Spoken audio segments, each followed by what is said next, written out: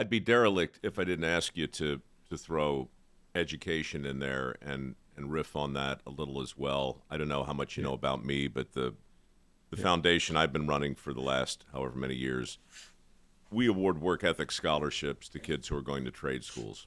And yeah. I have nothing against a 4 year degree. I've got one, served me well, and obviously you're a man of letters. But as you look at what's happening in education, uh, where do you where do you put that particular institution in the hierarchy of the others you've mentioned, tech and Hollywood and finance?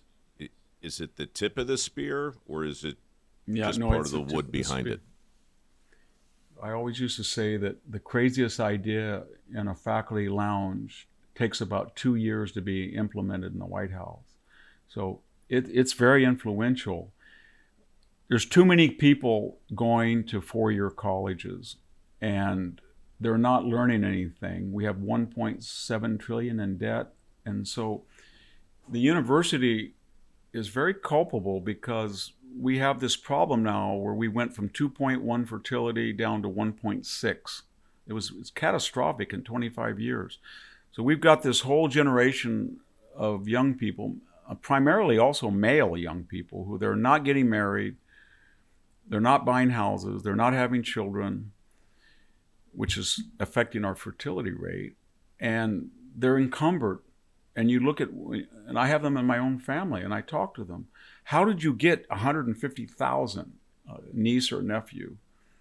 And the majors that they go 3 units here, 6 units here, 5 units here, and they consume their 20s because of this myth of the 4 year degree. And then you have these universities, and you say to them, and I've said this to a lot of administrators, why don't you just tell, when I buy a car, I'm told exactly what the monthly payment is, what the total cost is, and am I aware of all the ins and outs? And I have a 17-page thing to fill out. Would you just tell the student when they take these loans, what is the average compensation of a sociology major, a psych major, a classics major, whatever it is, just tell them.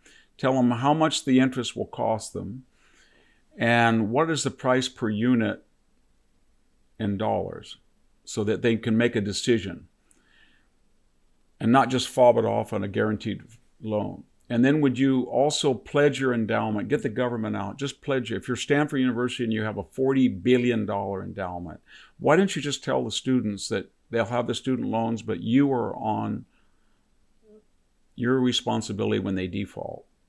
And maybe if that happened, you would offer courses that were relevant, and the students, you would be very critical of the faculty who couldn't teach, etc. And then another thing, until recently we had SATs, and the premise of the SAT was the GPA cannot be trusted because there's such a wide disparity in the quality of high school. So an A from my high school, Salma High School, where I graduated, is not really an A compared to Palo Alto High School.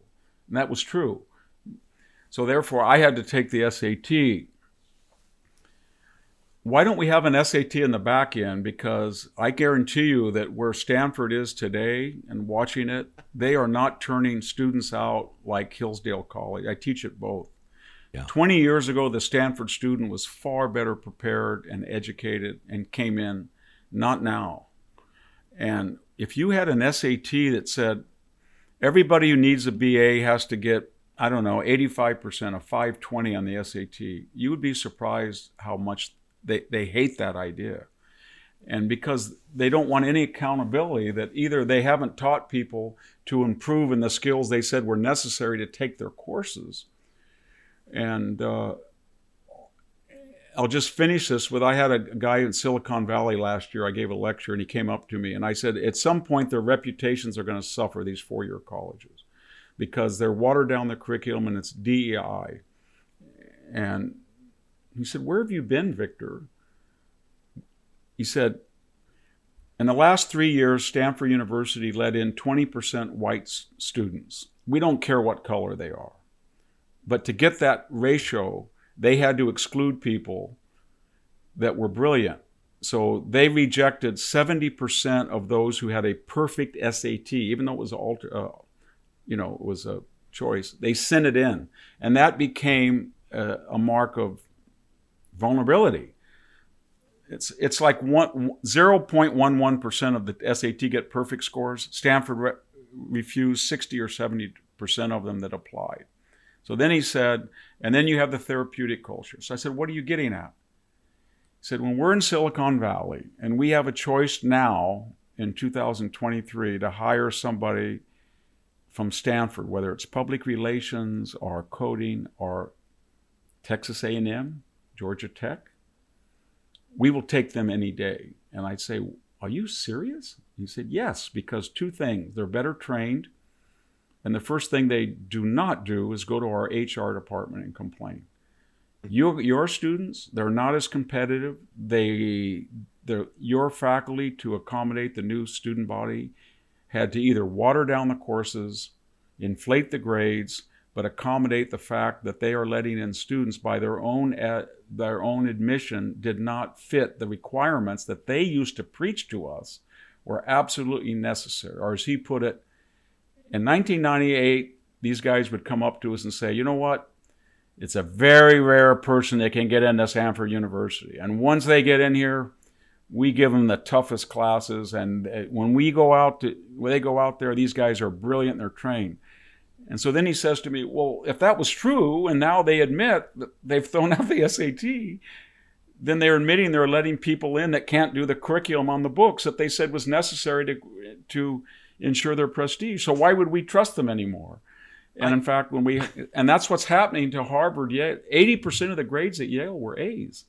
So I think what you're saying is, not only is the demographic shrinking, there's fewer students, but the costs are going up above the rate of inflation. The students are not getting any means to pay back the loans, and the universities are no longer meritocratic. And that's even going into medical school, law school, business school. And so a lot of people are saying, I want my child to go get skills. I want him to go to a trade school. I want him to go to a community college. And the elite now, believe it or not, I get a call twice a week. Victor, I'm not going to send my kid to Harvard, Yale, where I went, or Stanford. Is it Hillsdale? Is it Pepperdine? Is it St. Thomas Aquinas? Where do I send my child? Or do I send them to University of Oklahoma, Oklahoma State?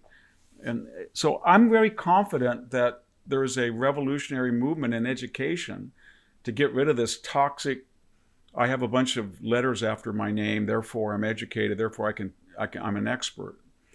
And what the universities have done is almost criminal, to put us, the taxpayers, on a $1.7 trillion exposure so they can raise their rates of tuition above the rate of inflation, and they're not accountable, and their students they're not competitive compared to other universities.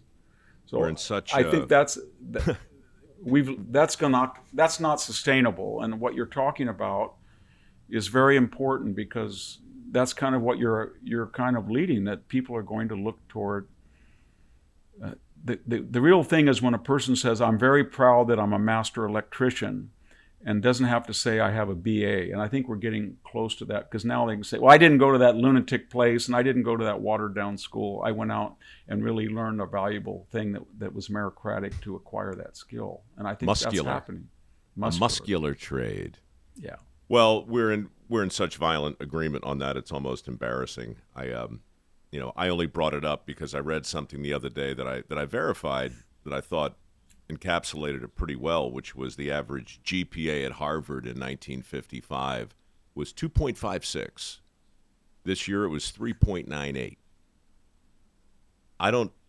If we're going to talk about inflation, it certainly does leapfrog from the economic definition into the credentialing. It does. That's happening. It's happening, and it's not happening in trade schools, because you can't grade on a curve for the electrician or for the welder. You can't. And if you try, isn't it funny? None of the protests seem to be happening at trade schools. None of the flag burnings seem to be happening at trade schools. no dean from a trade school has been summoned to Congress or somehow called out into some plagiarism scandal. I think that, that's part of your article too, because if that implicit question is, how much will we take?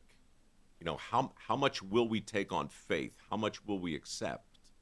At some point, it goes this way. People are going to look at those diplomas on the walls, and they're not going to see a diploma. They're just going to see a receipt.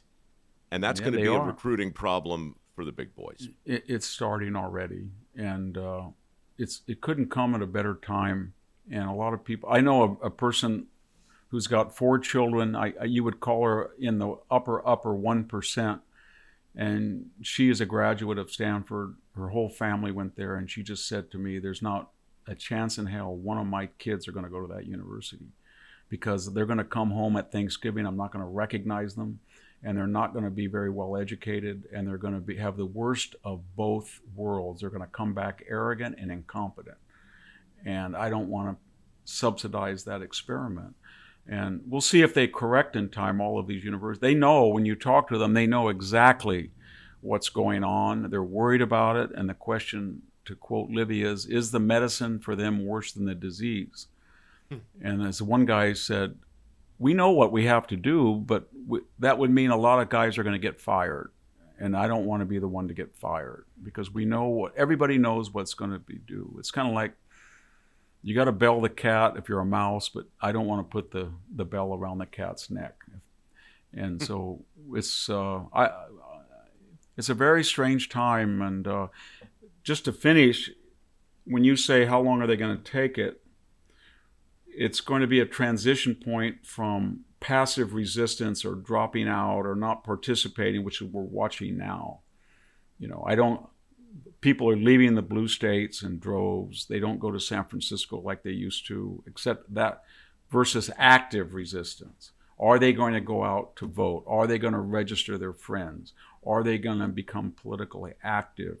Are they going to do what the left does and boycott a particular obscene ad or they find disturbing? Are they going to, really push back in a political sense? And they're starting to, but they haven't yet realize that they have a lot of numbers and they're very strong. They don't even know their own strength yet.